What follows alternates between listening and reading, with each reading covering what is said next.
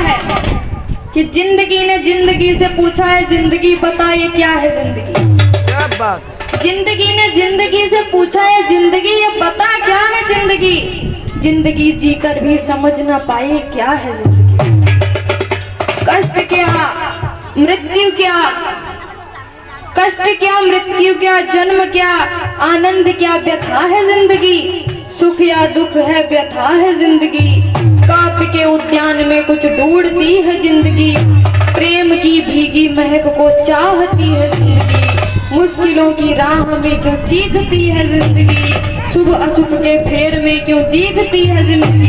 सत्य तो सोना खरा है क्यों न माने जिंदगी। और झूठ पर पानी चढ़ा है क्यों न जाने। और झूठ पर पानी चढ़ा है क्यों न जाने जिंदगी। क्यों अनजाने सफर में जी रही है जिंदगी। क्यों राह में दुख दर्द का विष पी रही है जिंदगी। कल्पनाओं के नगर में क्यों रमी है जिंदगी। व्यर्थ की संवेदनाओं में क्यों जमी है जिंदगी। क्रोध में आक्रोश में पावक उगलती जिंदगी। और दूसरों के साथ में खुद भी सुलगती जिंदगी। प्यार में पागल हो क्यों भटकती जिंदगी। वेदना पीड़ा गरल क्या क्या निगलती जिंदगी। जिंदगी और खून के संबंध में क्यों बटी है जिंदगी। क्यों कोई समझ में नहीं पाता, क्यों कुछ समझ में नहीं आता कि ये पहेली है जिंदगी। और कभी लगती सहेली जिंदगी तो कभी लगती है दुश्मन।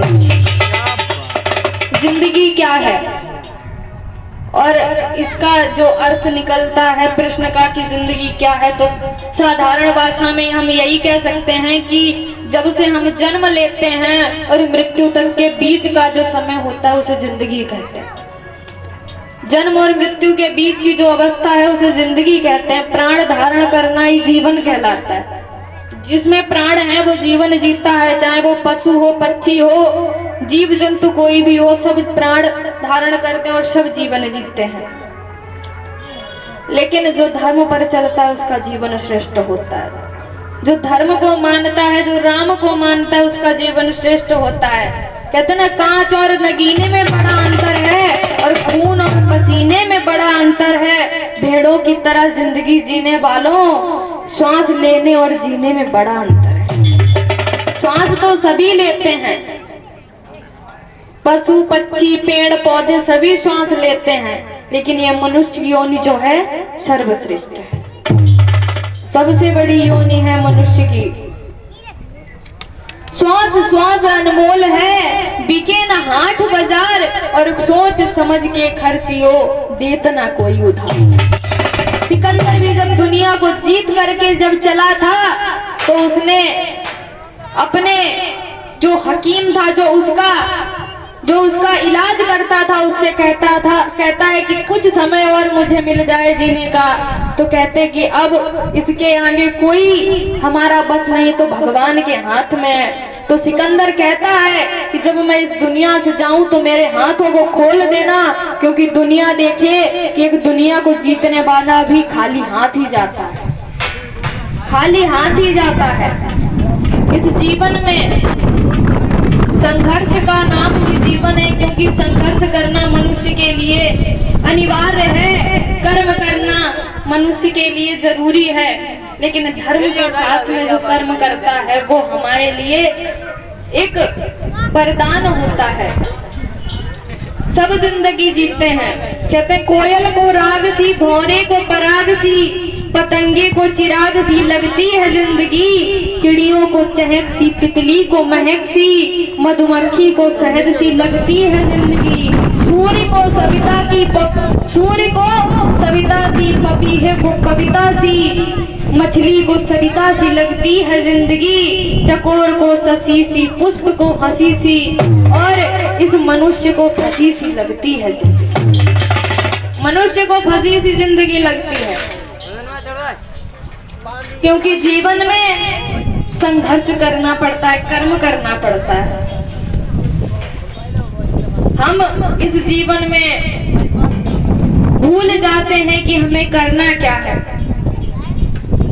हम इस दुनिया में आए हैं, हमें सब कुछ समझना पड़ता है, झेलना पड़ता है। दैहिक, दैविक, भौतिक तापा, ये 3 ताप हैं जो हमारे लिए हर तरीके से भगवान ने हमें सक्षम बनाया है। भगवान ने हमें ऐसा कोई कार्य नहीं जो हम ना कर सके। मनुष्य के लिए कुछ भी असंभव नहीं है, सिर्फ प्रयत्न करने की बात होती है।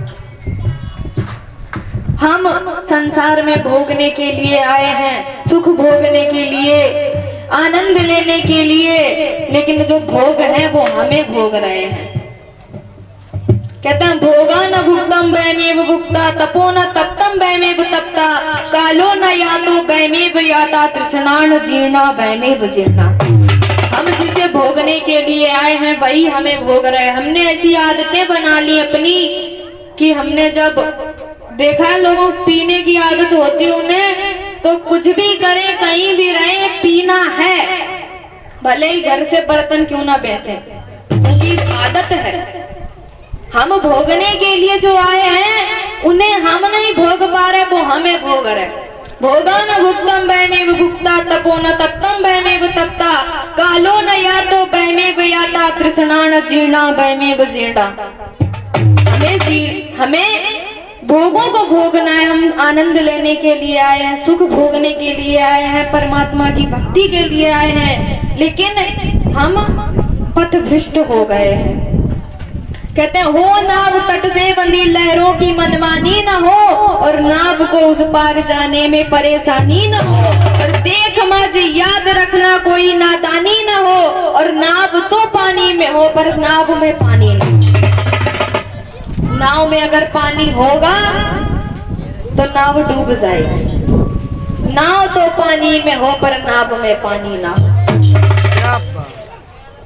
संसार से भागे फिरते हो, भगवान को तुम क्या पाओगे? और हम जन्म बिता कर जाएंगे, तुम जन्म गवा कर जाओगे, क्योंकि भगवान की भक्ति इतनी सरल है। भगवान का नाम इस दुनिया में सार बताया गया है, राम का नाम सार है। एक सुंदर सी कथा आती है।